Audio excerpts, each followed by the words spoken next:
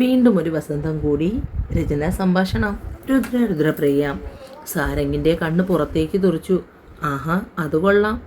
എല്ലാവരും കയറി നന്നായി സ്കോർ ചെയ്യുന്നു, ഞാൻ മാത്രം.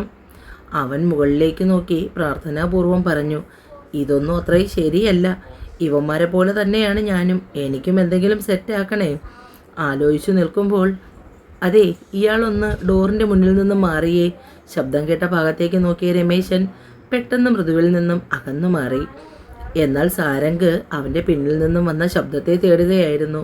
മുന്നിൽ നിൽക്കുന്ന പെൺകുട്ടിയെ അവൻ കണ്ണിമ ചിന്നാതെ നോക്കി. വിടർന്ന കണ്ണും നീണ്ട മൂക്കും ചാമ്പയ്ക്ക ചുണ്ടും നോക്കി സ്വയം മറന്നു നിന്നു. എടോ, തനിക്ക് ചെവി കേട്ടൂടെ? അങ്ങോട്ട് മാറടോ. താനിങ്ങനെ നിന്നാൽ ആർക്കും അകത്തേക്ക് കയറണ്ടേ?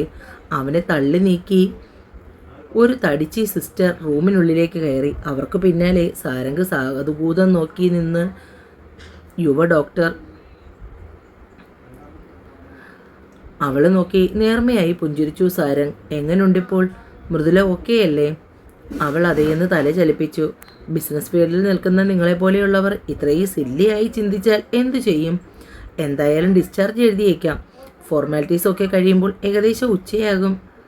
നിന്റെ ഷുഗർ ലെവൽ ഒന്ന് പരിശോധിക്കേണ്ടത് അത്യാവശ്യമാണ് കേട്ടോ. സാരംഗിനെ നോക്കി രമേശൻ തമാശയായി പറഞ്ഞു. പറഞ്ഞതിൻ്റെ പിന്നിലെ കളിയാക്കൽ മനസ്സിലാക്കിയത് കൊണ്ട് തന്നെ അവൻ അതേ നാണയത്തിൽ തിരിച്ചടിച്ചു. എവിടെ നോക്കിയാലും ഉമ്മ ഉമ്മ, love you, miss you, kiss U. ഡാ, ഇതൊക്കെ കാണുമ്പോഴേ എങ്ങനെ വഴിതെറ്റിപ്പോകാതിരിക്കും?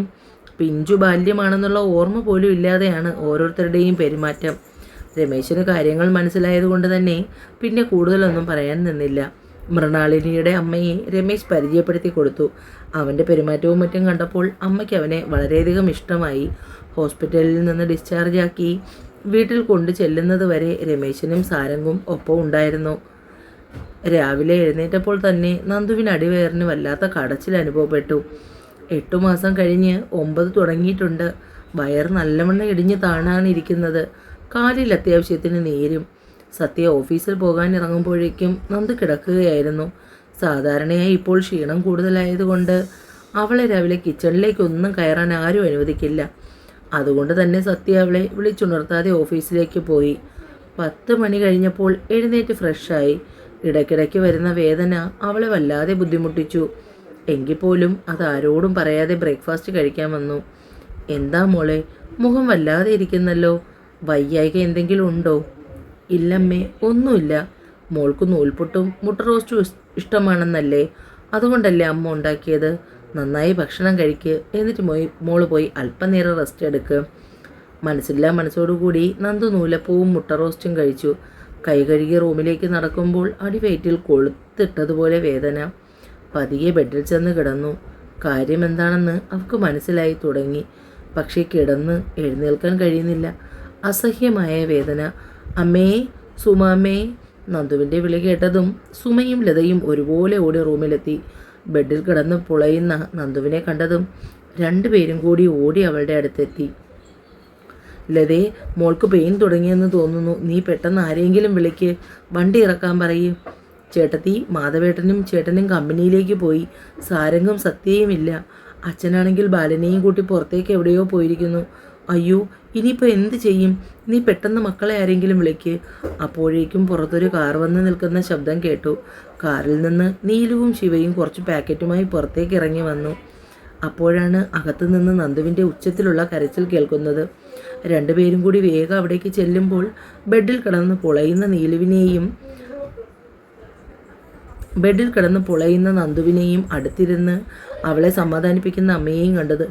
ഹലോ സത്യ. എന്താ ലതാമ്മേ? മോനെ, നന്ദുവിൻ്റെ പെയിൻ തുടങ്ങി. നിങ്ങൾ ആരെങ്കിലും പെട്ടെന്ന് വന്നേക്ക്. ഹോസ്പിറ്റലിൽ കൊണ്ടുപോകണം മോളെ. സത്യ വേഗം ഫോൺ കട്ടാക്കി സാരംഗിനെയും കൂട്ടി ഓഫീസിൽ നിന്നിറങ്ങി. നീലു വേഗം സുമയുടെ അടുത്തേക്ക് ചെന്നു. എന്താ ആൻറ്റി, നന്ദുവിന് എന്ത് പറ്റി? പെയിൻ തുടങ്ങിയോ? അതേ മോളെ, ഇവിടെയാണെങ്കിൽ ആരുമില്ല. എല്ലാവരും പുറത്തേക്ക് ഓഫീസിലുമായി പോയി. സുമ സത്യയെ വിളിക്കുന്നുണ്ട്. നമുക്കൊരു കാര്യം ചെയ്യാം. നീലുവിനെ ഹോസ്പിറ്റലിൽ കൊണ്ടുപോകാം. ശിവേട്ടാ, പെട്ടെന്ന് നന്ദുവിൻ്റെ എന്നെ എടുത്ത് കാറിൽ കയറ്റ്. നീലു അല്പം മാറി നിന്നതും ശിവ അവളെ ഇരു കൈയിലും കോരിയെടുത്ത് കാറിനടുത്തേക്ക് നീങ്ങിയതും അതിന് മുന്നേ തന്നെ നീലു പോയി ഡോർ തുറന്ന് നീലുവിനെ മടിയിൽ കിടത്തി. അപ്പോഴേക്കും പിന്നാലെ തന്നെ സുമയും ലതയും ബാഗുമായി എത്തി. ശിവയുടെ കാർ നേരെ ഹോസ്പിറ്റൽ ലക്ഷ്യമാക്കി നീങ്ങി. ലത വീണ്ടും സാരംഗിൻ്റെ ഫോണിലേക്ക് കോൾ ചെയ്തു. ഞങ്ങളിപ്പോൾ എത്തില്ല ലത അമ്മേ. മോനെ, ഞങ്ങൾ ഹോസ്പിറ്റലിലേക്ക് പൊയ്ക്കൊണ്ടിരിക്കുക. നിങ്ങൾ എത്രയും പെട്ടെന്ന് അവിടെ എത്തിയാൽ മതി. എന്തെങ്കിലും ചോദിക്കുന്നതിന് മുന്നേ തന്നെ ഫോൺ കട്ടായി. സത്യ വേഗം കാർ തിരിച്ച് ഹോസ്പിറ്റൽ ലക്ഷ്യമാക്കി വിട്ടു. എടാ എന്താടാ, വീട്ടിലേക്ക് പോകുന്നില്ലേ? അമ്മ എന്താ പറഞ്ഞത്? അവർ ഹോസ്പിറ്റലിലേക്ക് എത്താറായി, നമ്മളോട് അവിടെ ചെല്ലാൻ. അവർ എങ്ങനെ രണ്ടുപേരും തനിച്ച് നന്ദുവിനെ? എനിക്കറിയില്ല സാരംഗ്, നമുക്ക് എത്രയും പെട്ടെന്ന് ഹോസ്പിറ്റലിലെത്തണം. ഹോസ്പിറ്റലിലെത്തിയത് നീലു അകത്തേക്ക് പാഞ്ഞു. ശിവ നന്ദുവിനെ ഇരു കൈയിലും താങ്ങിയെടുത്തു. അവൻ്റെ മുഖം പരിഭ്രമത്താൽ നിറഞ്ഞു. വേഗം അകത്തേക്ക് കയറി. അപ്പോഴേക്ക് അറ്റൻഡന്റുമാർ വീൽ ചെയർ കൊണ്ടുവന്നു. ശിവ അവളെ അതിലിരുത്തി. അപ്പോഴേക്കും നന്ദുവിൻ്റെ കൈ അവൻ്റെ കയ്യിൽ മുറുകെ പിടിച്ചിരുന്നു. വാത്സല്യം തോന്നി ശിവയ്ക്ക്. മുന്നിലിരിക്കുന്നത് സ്വന്തം കൂടപ്പിറപ്പാണെന്ന പോലെ അത്രയും ടെൻഷൻ അനുഭവിച്ചിരുന്നു ആ നേരം അത്രയും. നന്ദുവിനെ ഓപ്പറേഷൻ തിയേറ്ററിലേക്ക് പ്രവേശിപ്പിച്ചു. നീലു ശിവയുടെ അടുത്തേക്ക് വന്നിരുന്ന് അവൻ്റെ കയ്യിൽ കൈ ചേർത്ത് വെച്ചു. എൻ്റെ ശിവേട്ടൻ്റെ പരിഭ്രമം ഞാൻ ഇന്ന് ശരിക്കും കണ്ടു. വല്ലാതെ പേടിച്ചു പോയല്ലേ. പിന്നെ ഹോസ്പിറ്റലിൽ കൊണ്ടുപോകാൻ നേരത്ത് ഞാനില്ലായിരുന്നല്ലോടി. ഇങ്ങനെ ഒരു എക്സ്പീരിയൻസ് ഇതാദ്യമായാണ്. അത് ശിവേട്ടൻ്റെ മുഖത്തുണ്ടായിരുന്നു. നീലു അവനെ കളിയാക്കി. സുമയും ലതയും അവരുടെ അടുത്തേക്ക് വന്ന് ഇരു കൈയും ചേർത്ത് പിടിച്ചു. മോൻ തക്ക സമയത്ത് വന്നതുകൊണ്ട് എൻ്റെ കുഞ്ഞിനെ ഇവിടെ എത്തിക്കാൻ കഴിഞ്ഞു. അതൊന്നും സാരമില്ല അമ്മേ. എന്തോ നമ്മുടെ കൂടപ്പറപ്പിൻ്റെ വേദന കാണുമ്പോൾ തോന്നുന്ന വെപ്രാളോ ആവലാതിയായിരുന്നു. അപ്പോഴേക്കും സാരംഗ് സത്യയെ എത്തി. സത്യ വല്ലാതെ ടെൻഷനിലായിരുന്നു. നീലുവിനെയും ശിവയെയും കണ്ടപ്പോൾ മുഖത്ത് സമാധാനം നിറഞ്ഞു. സത്യയെ കണ്ടപ്പോൾ നീലു അവനടുത്തേക്ക് വന്ന് കയ്യിൽ ചുറ്റിപ്പിടിച്ചു. നീ ടെൻഷൻ ആവണ്ട. രാവിലെ അവളെ കാണാൻ ഞങ്ങൾ വീട്ടിൽ വന്നതായിരുന്നു. അപ്പോഴാണ് പെയിൻ തുടങ്ങിയത്. പിന്നെ ഒന്നും നോക്കിയില്ല, നേരെ ഇങ്ങോട്ട് കൊണ്ടുവന്നു. Thanks D. സത്യ നീലുവിനെ ചേർത്ത് പിടിച്ചു. അതിത്തിരി കൂടുതലല്ലേ അളിയ. ഞാനാണ് എൻ്റെ പെങ്ങളെ സമയത്തിനിവിടെ എത്തിച്ചത്. സത്യ ശിവൻ്റെ അടുത്തേക്ക് ചെന്ന് കൈ വീശി വിരിച്ചു പിടിച്ചു. ശിവ സത്യയെ ചേർത്ത് പിടിച്ചു. രണ്ടുപേരും അല്പസമയം അങ്ങനെ നിന്നു. ശിവയും സത്യയും അടുത്തടുത്തായിരുന്നു. ശരിക്കും നമ്മുടെ കൂടപ്പിറപ്പ് ഈ ഒരു അവസ്ഥയിലൂടെ കടന്നു പോകുമ്പോൾ നമ്മുടെ മാനസികാവസ്ഥ എന്തായിരിക്കും? അതായിരുന്നു സത്യ എനിക്ക് ഇത്രയും നേരം. നീലുവിൻ്റെ ഡെലിവറി ടൈമിൽ ഞാനില്ലായിരുന്നു. അന്നായിരുന്നു നമ്മൾ തമ്മിൽ ആക്സിഡൻ്റ് ഉണ്ടായി. ശിവ പുഞ്ചിരിച്ചു.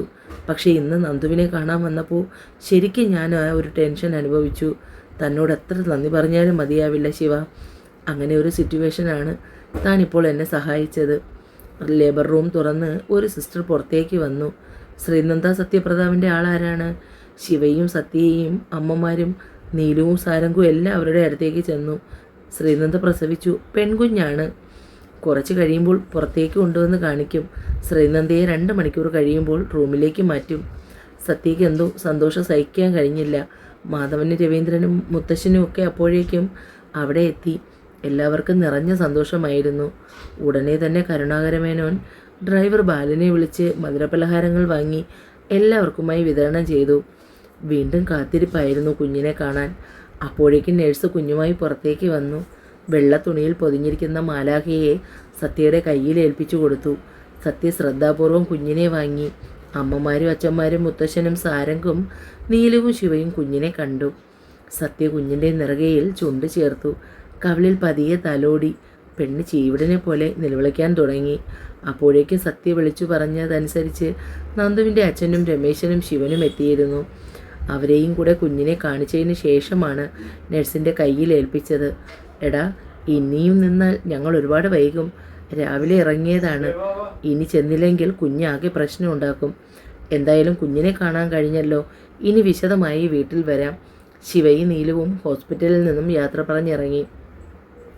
വീണ്ടും ഒരു കാത്തിരിപ്പായിരുന്നു നന്ദുവിനെ റൂമിലെത്തിക്കുന്നത് വരെ. ഉച്ച കഴിഞ്ഞപ്പോൾ നന്ദുവിനെ റൂമിലെത്തിച്ചു. കുഞ്ഞിനെയും അടുത്തുകൊണ്ട് കിടത്തി. നന്ദുവിന് വല്ലാത്ത വേദനയായിരുന്നു.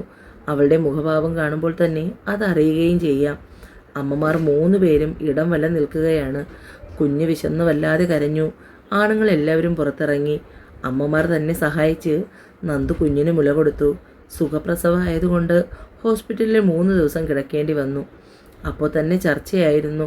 ഹോസ്പിറ്റലിൽ നിന്ന് നന്ദുവിനെ നേരെ വീട്ടിലേക്ക് കൊണ്ടുപോകണമെന്ന്. പറയുന്നത് കൊണ്ട് വിഷമം തോന്നരുത് നന്ദുവിൻ്റെ അമ്മയ്ക്ക്. അവിടെ എന്തായാലും ഒരാളല്ലേ ഉള്ളൂ അവളെ നോക്കാൻ. ഇവിടെയാകുമ്പോൾ ഞങ്ങൾ 2 പേരുണ്ട്. അതുകൊണ്ട് ഞങ്ങൾ അവളെ കൊണ്ടുപോട്ടെ. പൊന്നുപോലെ നോക്കിക്കൊള്ളാം.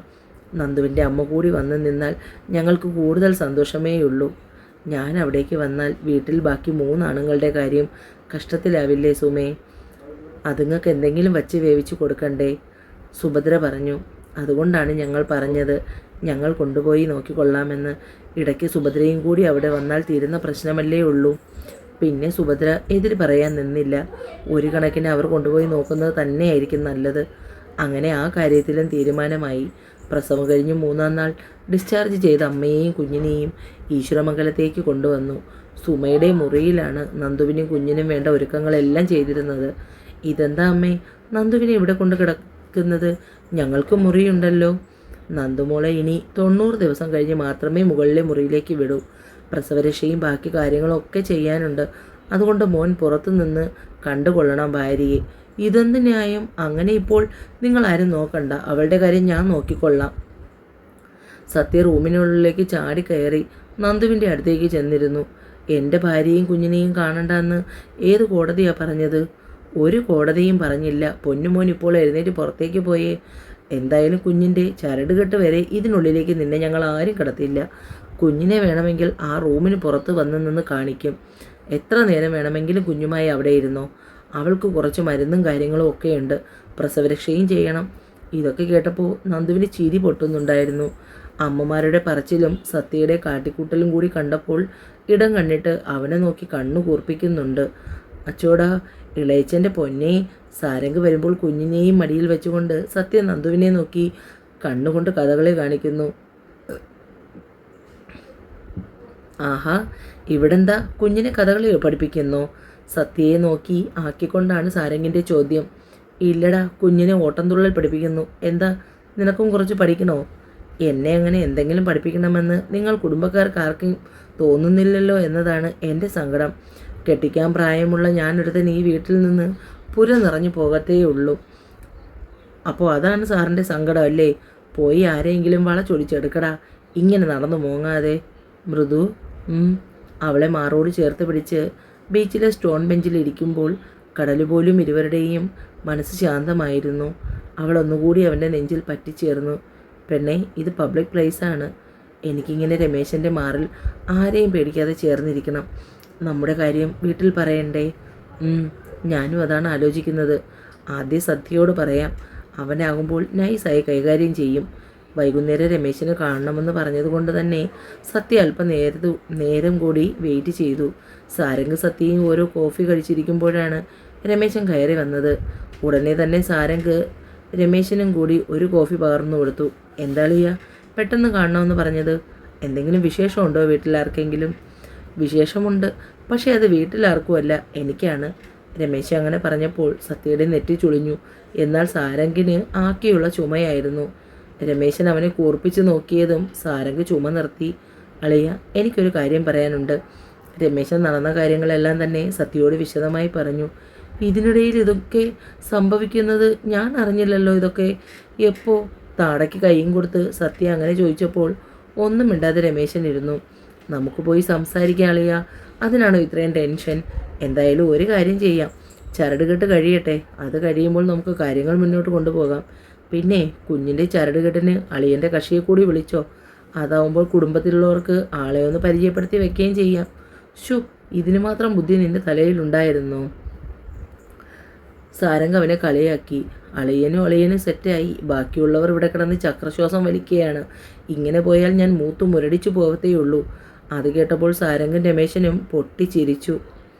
അല്ല കുട്ടാ, ഇന്ന് നീ അമ്മായിയുടെ കൂടെയാണോ കിടക്കുന്നത്?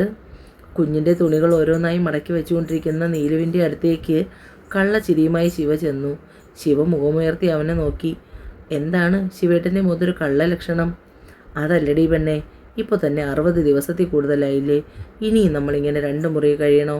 അതിൻ്റെ ആവശ്യമുണ്ടോ കുട്ടാ? ശിവയുടെ കുട്ടാവിളി കേൾക്കുമ്പോൾ നീനുവിന് ചിരി വരുന്നുണ്ടായിരുന്നു. ശിവൻ സാറെന്ന് നല്ല ഫോമിലാണല്ലോ. അമ്മയോട് ഞാൻ പറഞ്ഞു ശിവേട്ടൻ്റെ കൂടെ വന്നാൽ തന്നെയും അമ്മായി അതിന് സമ്മതിക്കില്ല. അമ്മായി പ്രത്യേകം നിർദ്ദേശം കൊടുത്തതാണ് 90 ദിവസം കഴിഞ്ഞ് മതി നമ്മൾ ഒരുമിച്ച് കഴിയുന്നതെന്ന്. ഈ അമ്മയുടെ കാര്യം, ആവശ്യമുള്ളതിനും ഇല്ലാത്തതിനും ഒക്കെ കുറേ ആചാരം നോക്കുന്ന കൂട്ടത്തിലെ അമ്മ. നീ ഇങ്ങനെ അടുത്തുള്ളപ്പോൾ ശിവേട്ടന് കൺട്രോൾ കിട്ടുന്നില്ല. അല്ല, ഇവിടെയൊന്നും ആരെയും കാണുന്നില്ലല്ലോ. എല്ലാം എവിടെ പോയി? ഏട്ടത്തിയും അമ്മയും കൂടി ആരുടെയോ വിവാഹത്തിന് പോയിരിക്കുകയാണ്. അപ്പച്ചി വീട്ടിലേക്ക് പോയിരിക്കുന്നു. എത്ര ദിവസമായി അവിടെ അടച്ചിട്ടിട്ട് വന്നിട്ട്. അതുകൊണ്ട് ആരെങ്കിലും വിളിച്ച് അവിടെ ഒന്ന് വൃത്തിയാക്കിക്കാൻ പോയിരിക്കുകയാണ്. ഏട്ടന്മാർ ഓഫീസിൽ പോയി അച്ഛൻ ആരെയോ കാണണമെന്ന് പറഞ്ഞു. അപ്പോൾ ഇവിടെ ആരുമില്ലെന്ന് ചുരുക്കം. ഇത് നീ എന്നോട് എന്താ നേരത്തെ പറയാത്തത്? വെറുതെ സമയം വേസ്റ്റാക്കി. അവളെ മാറ്റി നിർത്തി തുണികളെല്ലാം ശിവൻ വേഗത്തിൽ മടക്കി ഡ്രോയ്ക്കുള്ളിൽ വെച്ചു.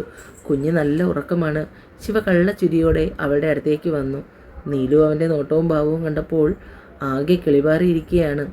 ഡെലിവറി കഴിഞ്ഞതിന് ശേഷം എപ്പോഴും ആരെങ്കിലും കൂടെ കാണും. അതുകൊണ്ട് തന്നെ ശിവേട്ടനെ അടുപ്പിക്കുക പോലുമില്ല. പക്ഷേ ഇന്നിപ്പോൾ ശരിക്കും പെട്ടിരിക്കുകയാണ്. ശിവ വേഗം എഴുന്നേറ്റ് പോയി ഡോറ് ക്ലോസ് ചെയ്തു. നീലുവിൻ്റെ അടുത്തേക്ക് വന്ന് അവളെ വാരിയെടുത്ത് പട്ടം ചുറ്റി ബെഡിൽ കിടത്തി. അവനും ചേർന്ന് കിടന്നു. ഇളം പിങ്ക് നൈറ്റിയാണ് വേഷം. പെണ്ണിൻ്റെ പരിഭ്രമം കണ്ടപ്പോൾ അവന് ചിരി വന്നു. ശിവേട്ടാ, ഇങ്ങനെ നോക്കല്ലേ. അവളുടെ നെറ്റിയിലും കവിളിലും ശിവ ചുംബിച്ചു. അവളുടെ ചുണ്ടിനെ ആർത്തിയോടെ ചുംബിച്ചു. അനുസരണയില്ലാതെ അവൻ്റെ കൈ മാറിടങ്ങളിൽ പതിയെ തലോടി. പെണ്ണ് കുറുകിക്കൊണ്ട് അവനെ ചേർത്ത് പിടിച്ചു. അവളുടെ നൈറ്റിയുടെ ഹുക്കുകൾ പതിയെ കടിച്ചു മാറ്റി അവളുടെ നിറഞ്ഞ മാറിടത്തിൽ കൈകൾ കൊണ്ട് തലോടി. കഴുത്തിലൂടെ ശിവയുടെ ചുണ്ടുകൾ ചലിച്ചു. നീലു അവൻ്റെ മുടിയിൽ കൈകൊണ്ട് കൊരുത്തു വലിച്ചു. ഇരുവരുടെയും ശരീരം ചൂട് പിടിച്ചു. എങ്കിൽ പോലും ശിവ അവളെ വളരെ ശ്രദ്ധയോടെയാണ് ചേർത്തണച്ചത്. അവളുടെ ചുണ്ടിൽ ചേക്കേറി ആവോളം തേൻ നുകർന്നു. ആലസ്യത്തിൽ മെലിഞ്ഞുപോയ കണ്ണുകളിൽ ചുംബിച്ചു. അപ്പോഴേക്കും പുറത്ത് ഡോർബെൽ മുഴങ്ങി. തുടരും.